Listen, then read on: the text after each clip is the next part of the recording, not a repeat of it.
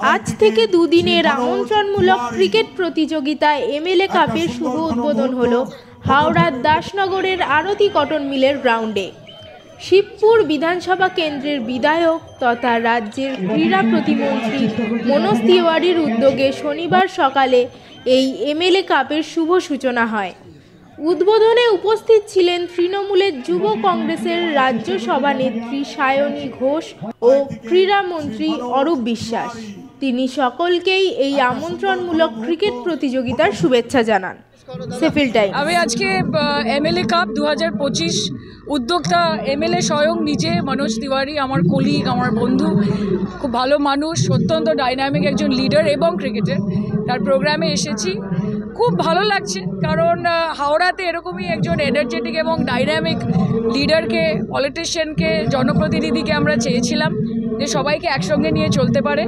এবং সত্যি বলতে ক্রিকেট মনোজের জীবনের সাথে ওতপ্রোতভাবে জড়িত, তাই ওর জীবনের সঙ্গে এখন যারা এই মুহূর্তে ওতপ্রোতভাবে জড়িয়ে এই শিবপুর বিধানসভা কেন্দ্রের মানুষ, তাদের কাছেও পৌঁছে দিতে চাইছে। ওর জন্য আমার অনেক অনেক শুভেচ্ছা, ওর জন্য অনেক আমার শুভকামনা, এবং হাওড়ার মানুষ, শিবপুরের মানুষের জন্য অনেক ভালোবাসা। বাংলার সব ক্রিকেট কতটা কার্যকরী হবে? দেখো, আমি মানুষকে অভিনন্দন জানাবো। ও তো ভারতীয় দলের প্রাক্তন তারকা, ক্রিকেটের প্রতি ওর ভালোবাসা সব থেকে বেশি। তো আমি যেটা বলছিলাম যে আমরা সব জায়গায় তো এমএলএ কাপ ফুটবলকে ঘিরে হয়, এখানে তো আমরা দেখছি এমএলএ কাপ ক্রিকেটকে ঘিরে হচ্ছে, যেহেতু ক্রিকেট থেকেই ওর উঠে আসা।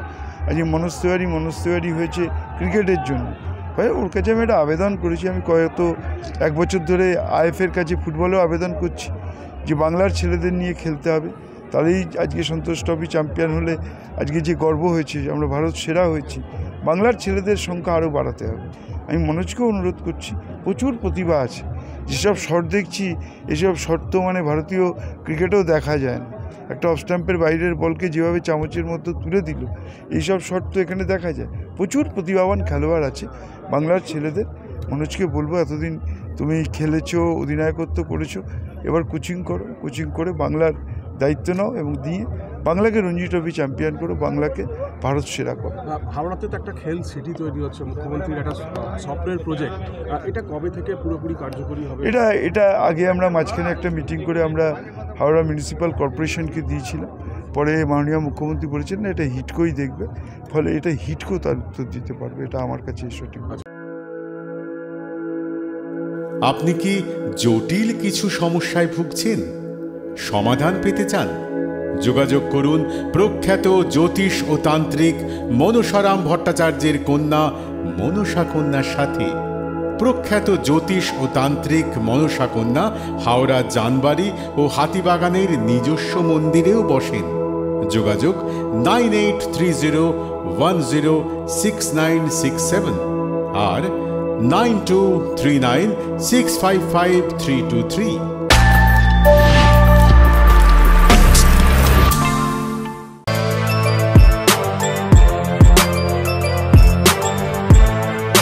এখন অনেক বড় শ্রী লেদার্স হাওড়া ময়দান।